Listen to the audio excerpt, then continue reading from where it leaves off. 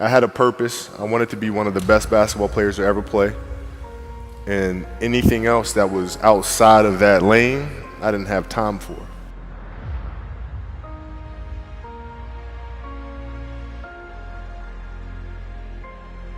You know, basketball for me was the most important thing.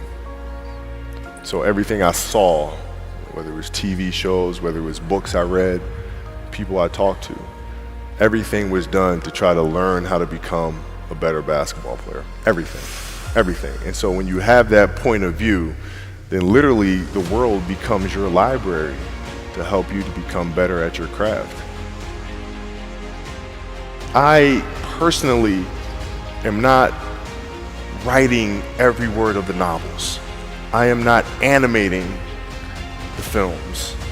What I have to do now is make sure that the people that we bring in, these obsessives that we bring in, are challenging themselves to do the best job that they think they can do. That's what I'm there for, is for them to constantly look in the mirror and self-assess and challenge themselves. If we have a project and you're saying, okay, I can do that, that's not the project we want. The projects that say, I don't know if I can animate that. I don't know how to write that story. I don't know how to do that. Those are the things we want, because through that curiosity, you'll reach a level that you didn't think was possible. And at 13 years old, I played the longer game, because my game wasn't about being better than you at 13. It was to be better than you when the chips are really on the line. So when you played at 13, I would size you up and see what your strengths and weaknesses are. How do you approach the game? Are you silly about it? Are you goofy about it? Are you good at it just because you're bigger and stronger than everybody else? Right? Or is there actually thought and skill that you put into it? Right? And when I'd play to my weaknesses. I wouldn't play to my strengths. I played to my weaknesses. Because when you're playing summer basketball, there's so many games. So there's not a lot of skill work being done. So when are you going to get better? Right? When you're playing in competition situations, you're only playing to your strengths. Why? Because you want to win. Right? So what I would do, I was work on the things during those games that I was weak at. Left hand, pull-up jump shot, post game. Right? So I have a strategy. And so then fast forward to when I'm 17, and my game is completely well-rounded, and that player at 13 that I saw at 13 is still doing the same shit at 17, now you got a problem. You know, in the NBA, it was actually easier, because what I found in the NBA is a lot of guys played for financial stability. And when they came to the NBA, they got that financial stability, so therefore the passion and the work ethic and the obsessiveness was gone.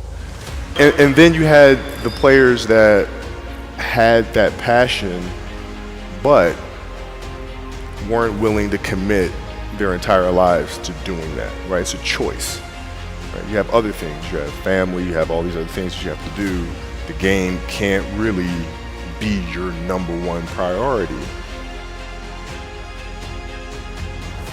And the people that love you, like friends and family, like they know that about you. Got it. So they let you be you. And when you reconvene, you pick back up where you left off. But make no mistake about it, everything in between is lost, right? So those long-term relationships, the commitment of time of, like I see a lot of players take vacations with other players that are close friends. Or just take vacations just to take vacations, or just hang out just to hang out. Like I never did that. Nobody in its history of coaching had your level of work ethic. I mean, you hear so many guys tell stories about your work ethic. Yeah. What was really your work ethic like, and for how long did you stay disciplined? Well, I mean, every day. I mean, since 20 years. It was an everyday process, and trying to figure out strengths and weaknesses. For example, jumping ability. Now, my vertical was a 40, it wasn't a 46 or a 45. My hands are big, but they're not massive. Right? So you got to figure out ways to strengthen them, so your hands are strong enough to be able to palm a ball and do the things that you need to do.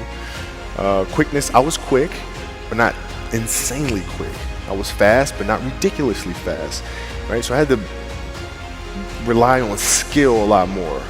I had to rely on angles a lot more. I had to study the game a lot more. And but I enjoyed it though. So like from the time I can remember when I started watching the game, I studied the game, and it just never changed. Who would Shaq be if he had your work ethic? He'd be the greatest of all time. For sure. I mean, this guy was a force like I have never seen. I mean, it was crazy. You know, a guy at that size, generally guys at that size are a little timid and they don't want to be tall. They don't want to be big. And this dude he did not care. He was mean. He was nasty. He was competitive. He was vindictive. I mean, I wish he was in the gym. I would have had 12 rings.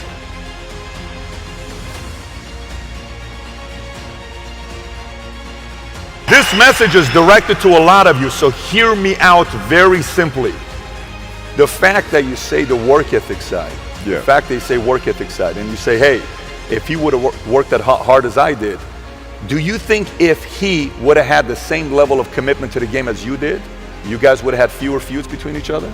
Yeah, because I don't deal with people that don't commit at that level, but then act as if they do.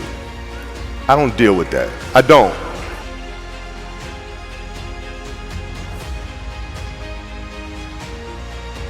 Did you have ways to improve your game by looking at data, looking at conditioning? What were some of the factors you looked at on how to improve your game season after season? The game itself it's a complicated answer. So there are very tactical things in terms of footwork and geometry of the court. So you're looking at the court and looking at the 45-degree angles that the court is shaped in and how it needs to operate. That's one component to it. So looking at spots on the floor where you can increase your efficiency, right? You can be on the wing, but there's a certain spot on the wing that improves your angle to drive to the basket, right? So that sort of stuff. Footwork of the opposition, looking at the emotion of the opposition, their tendencies, their weaknesses, and all that stuff. Understanding the momentum of the game, how to create momentum shifts, where momentum shifts come from, all this sort of stuff.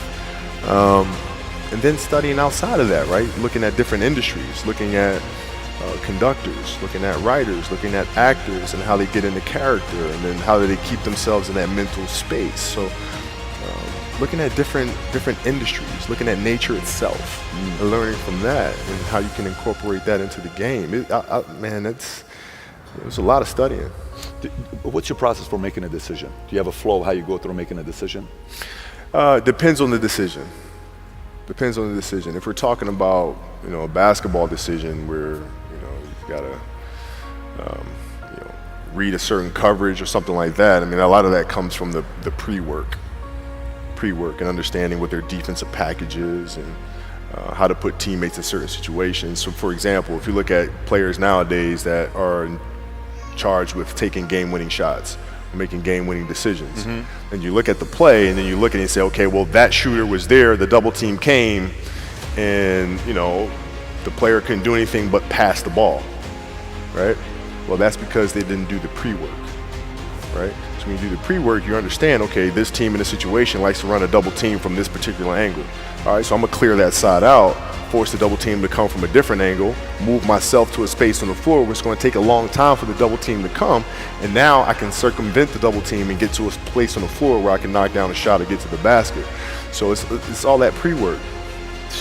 The decision, when I say decision, if you're looking at somebody that you're sizing up, or if you're looking at somebody to go into business with, or if you're looking at a big investments you got to make, what is the decision-making process there? Do you call, first you do your own research, you take this much time, you call an advisor, is there a system you follow? It's pretty simple for me. It's do you understand the business?